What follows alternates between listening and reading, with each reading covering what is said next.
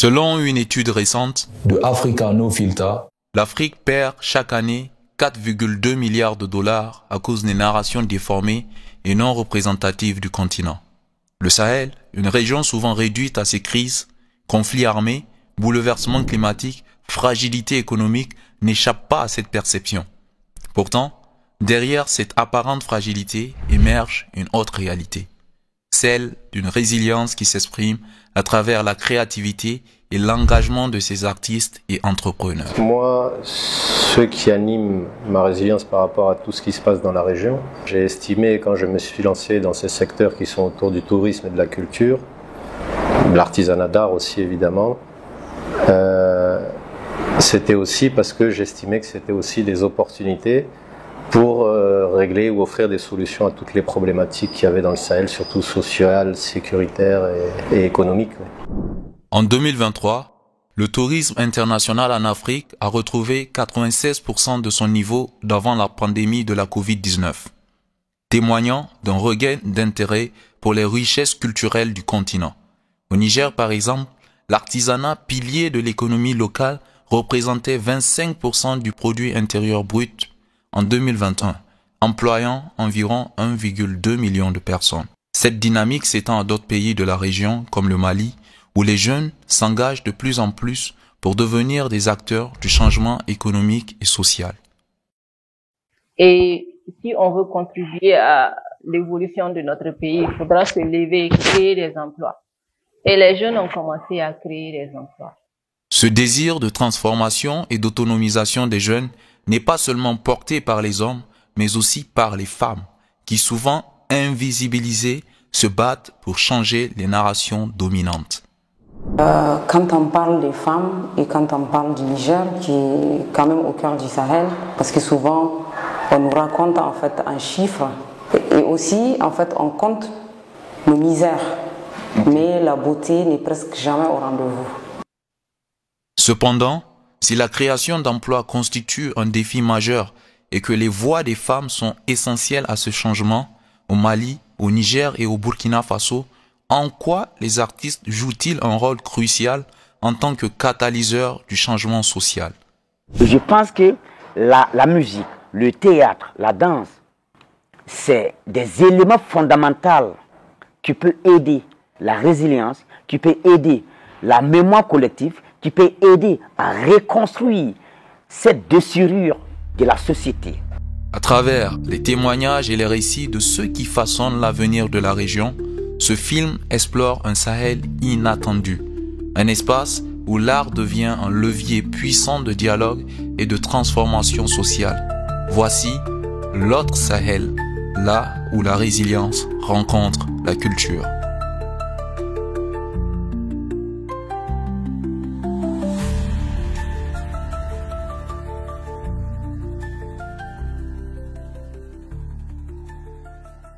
Dans un contexte où l'accès aux infrastructures reste un défi majeur, des espaces comme le centre Bouliam incarnent une réponse innovante. Ce n'est pas seulement un lieu de création et de diffusion, mais des catalyseurs de transmission culturelle.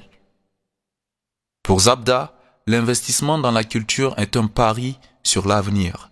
En tant qu'artiste, je cherchais un lieu de travail parce que c'est compliqué si tu n'as pas un espace de travail en tant qu'artiste. C'est compliqué de pouvoir créer comme tu le veux. La structure s'appelle l'Ensemble artistique et culturel Wakat, qui est une association culturelle. Et Bouliam, c'est un concept. C'est un concept dont tu as d'abord Bouliam, pratique artistique et les découvertes culturelles. Et tu as Bouliam, espoir. Et tu as Bouliam, caravane. Et tu as Bouliam, espace. Et Bouliam, espace qui habite, qui est le bureau qui loge tous ces projets-là. Et donc, Bouliam Espace, qui est l'espace vraiment de création, de diffusion et de rencontres. Mais les pratiques artistiques, ça fait depuis 2016 qu'on a lancé ce projet, qui est un projet d'initiation artistique et culturelle et de transmission avec les enfants et de sorties de découvertes, aller découvrir nos histoires, que pendant tout le mois d'août, on travaille avec des enfants, des ateliers en danse, en musique, en photographie, en art plastique, en écriture, pendant tout le mois d'août, et après ça se ça se concrétise avec une plateforme festive avec les enfants, que tout ce qu'ils ont appris, ils vont le présenter le dernier jour, qui est 3 jours de plateforme festive. Dans ça, chaque discipline va présenter ce qu'il a fait. Voilà. Et ça, c'est les pratiques artistiques. Maintenant, Bouliam Espoir, c'est aussi dire qu'à partir de l'art aussi, on peut donner de l'espoir de vivre.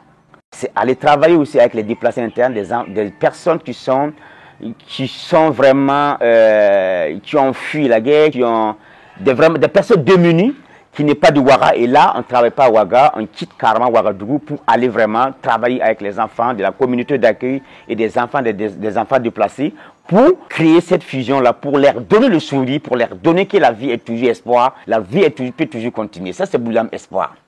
Maintenant, Bouliam Caravane, c'est le livre que moi, j'adore beaucoup, que ce projet a été mis en place en 2023, que c'est un tricycle qu'on a payé, qu'on a transformé en bibliothèque, mais en même temps une scène musicale aussi, auquel moi je peux me produire musicalement, mais aussi il y a le livre derrière pour faire la promotion du livre et de la lecture. Et surtout, Bouliam Caravane, c'est amener le livre envers les gens. C'est amener le livre vers ceux qui n'ont pas l'occasion de le faire. Et c'est faire la promotion du livre et faire la promotion aussi des auteurs et de la lecture. Notre bibliothèque mobile est équipée d'un panneau solaire avec un système son, donc on a toute notion, quand on arrive, on installe avec des micros, donc on a 200, 300 enfants devant nous, et on fait des ateliers de lecture, on fait des ateliers de diction, des animations. C'est à travers la musique et le conte qu'on utilise pour faire la promotion du livre et de la lecture. La musique, pour moi, c'est la mémoire de la société. Le conte, c'est la mémoire de la société qui nous rappelle nos valeurs, qui nous rappelle d'où on vient. Et moi, je pense que la meilleure façon de reconstruire tout ça là, c'est à travers les arts et la culture. Les arts et la culture, la musique, en apprenant, en dansant, en chantant, en apprenant, en riant, en apprenant, en dansant, qui parle de nos valeurs. Et moi, la meilleure façon d'investir pour ça, c'est les enfants et les plus jeunes. C'est eux qu'aujourd'hui, que je pense que même les décideurs doivent quand même ouvrir l'œil et donner l'opportunité à ces jeunes-là d'apprendre. Il faut investir beaucoup sur les enfants, sur les plus jeunes. C'est eux la relève du demain, c'est eux l'espoir du demain. C'est de repartir de nos valeurs, de nos chants traditionnels, quand on chantait dans les champs, quand on chantait dans l'abattage du mil, quand on chantait pour les mariages, voilà, quand on dansait pour les rituels, cérémoniales. C'est de fois connaître qui nous sommes. Ça, c'est important. Ça, c'est très important. Et moi, je suis convaincu de ça et je suis sûr de ça, que ça, c'est la meilleure des façons de pouvoir recoudre tout ça. Si la transmission des savoirs intergénérationnels est essentielle, les valeurs qui les portent sont au cœur des dynamiques sociales. C'est dans ce contexte que s'inscrit l'action de Aïcha. Au Niger, où chaque geste est collectif, l'image devient un puissant outil de pouvoir, un moyen de reprendre le contrôle du récit. En donnant aux jeunes femmes les outils pour se raconter, elles brisent les silences imposés par l'histoire, donnant ainsi une voix à celles qui autrefois étaient invisibles. Dans ce quartier, chaque geste est collectif. Là-bas, quand vous avez des l'huile qui vous manque, le premier réflexe, ce n'est pas d'aller au magasin. Tout simplement, vous renversez un mortier, vous faites comme ça, vous tendez la main, et la voisine, elle vous tend tout simplement une bouteille. Ça, c'est magnifique. C'est ce qu'on appelle le voisinage décomplexé. La solidarité incroyable. Depuis 2017, je forme des jeunes Nigériens. J'encadre aussi en audiovisuel. Je maintiens les caps jusque-là parce que je suis certaine qu'il faut vraiment de l'éducation pour les femmes pour qu'elles puissent s'épanouir et pour qu'elles puissent aussi épanouir d'autres femmes qui n'ont pas eu la chance comme elles. Et c'est ce que j'essaie de faire en donnant de la formation à des femmes qui sont scolarisées, qui sont déscolarisées et même celles qui n'ont jamais été scolarisées. Ça, c'est mon vrai challenge aujourd'hui. C'est de faire en sorte que même des femmes et des filles qui n'ont pas été à l'école arrivent à avoir une voix au chapitre, tout simplement en faisant remonter leurs rêves, leurs aspirations leur peur aussi pour qu'on les comprenne. Donc c'est ça que j'essaye de faire à travers des formations que j'ai fait à des filles rurales avec des smartphones pour qu'elles arrivent vraiment à donner aussi leur voix par rapport au chapitre de leur vie. Si, je donne un exemple, aujourd'hui on prend quelqu'un, on l'amène en Chine, s'il rit, il n'y a pas un autre mot en dehors de rire. S'il pleure, dans toutes les langues du monde, c'est des pleurs en fait. On n'a pas besoin de mettre un sous-titrage pour dire un tel est en train de rigoler ou de pleurer. Et quand on le fait encore dans nos langues locales, mais ça donne beaucoup plus l'accès à des gens pour mieux comprendre ce qu'on veut leur adresser comme message, comme discours. Et donc c'est pour ça que j'ai fait ces choix-là. Et comme je le fais, j'ai compris que ça a changé ma vie. Et j'ai envie que aussi ces filles-là, leur vie soit changée en ayant tout simplement la parole pour parler d'elles-mêmes, pour parler de leur entourage aussi. Nous avons le moyen de nous raconter. À l'époque, on n'avait pas les outils nécessaires. Mais aujourd'hui, on a tous les moyens. On a les télés, on a les radios, on a des compteurs, on a des gens comme moi qui faisons des films. Nous avons des réalités sociales qui sont magnifiques. Nous avons besoin des gens qui vont nous apprendre à pêcher nous-mêmes pour que quand ils vont mourir, qu'on ne meurt pas de faim parce qu'ils sont absents. Voilà ma perception des choses et je suis convaincue que c'est comme ça qu'on devrait faire. De l'autre côté, vous avez aussi des gens qui sont en train de se battre pour voir comment amener ces récits-là très loin. Et ces récits-là, ils ne peuvent pas aller loin en fait tant que nous avons certaines difficultés, comme des difficultés financières dont font face certaines femmes par exemple. Bien sûr, il y a de l'espoir. Moi, j'ai espoir en cela et je sais que l'espoir, il est dans la jeunesse. Il est dans cette jeunesse débrouillarde qui aujourd'hui n'attend pas forcément l'État. Vous allez voir, il faut voir les différentes pages qu'il y a énormément sur les réseaux sociaux de jeunes qui sont en train de faire des choses extraordinaires et qui arrivent à embaucher d'autres jeunes aussi et qui arrivent à donner l'exemple et à montrer le schéma. Et l'espoir, pour moi, il est dans cette jeunesse-là qui bouge. Je suis née au Niger, mais je suis citoyenne du monde sans frontières. Merci.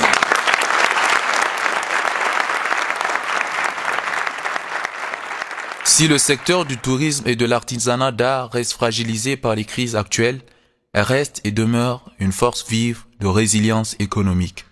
Pour Maouli, il ne s'agit pas seulement de survivre à ces défis, mais de réinventer de nouvelles clientèles, de nouveaux produits et surtout un contre-récit qui valorise les richesses locales. C'est un combat pour préserver une identité culturelle tout en s'adaptant aux mutations imposées par le contexte. C'est ça qui a motivé un peu mon investissement dans ce secteur-là, c'était le contexte sécuritaire de la région. Oui, évidemment, elle a un impact parce qu'il faut essayer dans la mesure du possible de rester réaliste. Et personnellement, et beaucoup de gens interviennent dans ce secteur-là, qui sont autour du tourisme et de la culture, et dont la situation socio-politique de la région du Sahel a un impact considérable sur leurs activités. Par exemple, pour le tourisme, quand il y a une crise sanitaire ou sécuritaire, c'est le premier secteur qui est impacté. Donc, bien évidemment, on est très sensible et très impacté par ce qui se passe dans la région. Après, pour ce qui est de la perception que peut en avoir des gens à l'extérieur, évidemment, c'est à nous de trouver des solutions, parce qu'elle peut être aussi justifiée en quelque sorte sur certains points. Maintenant, c'est aux acteurs locaux de trouver des solutions et peut-être de se pencher sur de nouvelles cibles de clientèle et de produits à offrir aussi. Trouver des nouveaux produits qu'il faut offrir à de nouvelles cibles de clients. Au Mali, Mariam nous rappelle que, même dans les conditions les plus difficiles, la jeunesse de son pays persiste à rêver et à créer dans des lieux comme Sifar et d'autres espaces. La jeunesse est une grande richesse parce que à chaque fois, quand tu regardes autour de toi, tu vois que les jeunes, ils sont en train de prendre confiance. Le Mali est un pays très vaste, riche dans sa culture.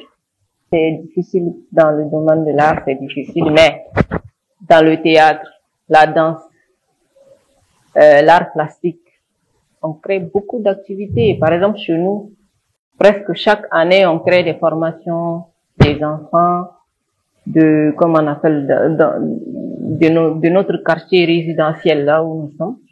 On crée des ateliers de formation dans les camps des déplacés. On a initié une formation là-bas où on apprend aux enfants à se libérer. J'ai commencé par des expositions, j'ai commencé par travailler avec des artistes locaux,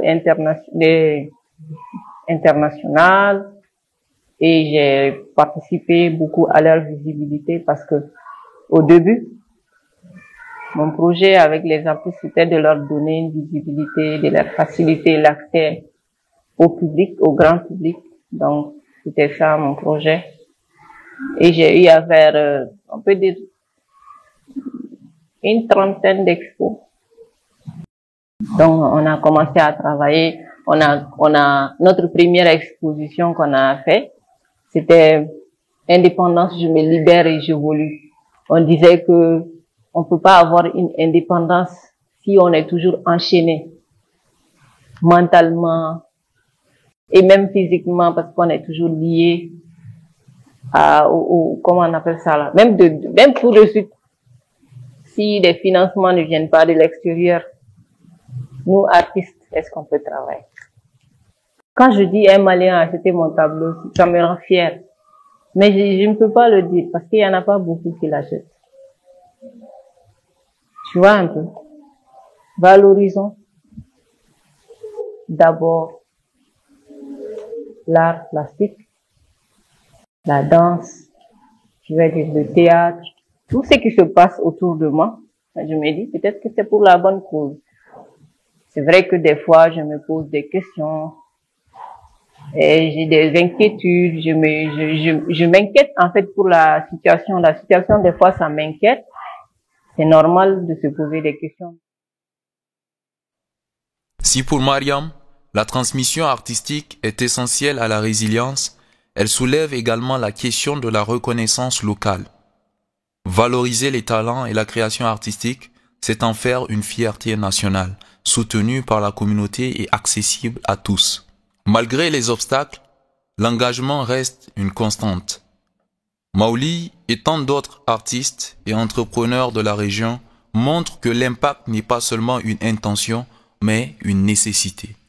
En fait, on est obligé de rester tout de même un minimum engagé, investi, parce que on est en quelque sorte aussi responsable de la situation, parce qu'on fait partie d'un microcosme, un écosystème de gens, de populations qui ne sont pas les plus nombreuses, mais qui ont la faculté, les possibilités aussi d'améliorer la situation, de faire des choses qui permettent d'améliorer la situation.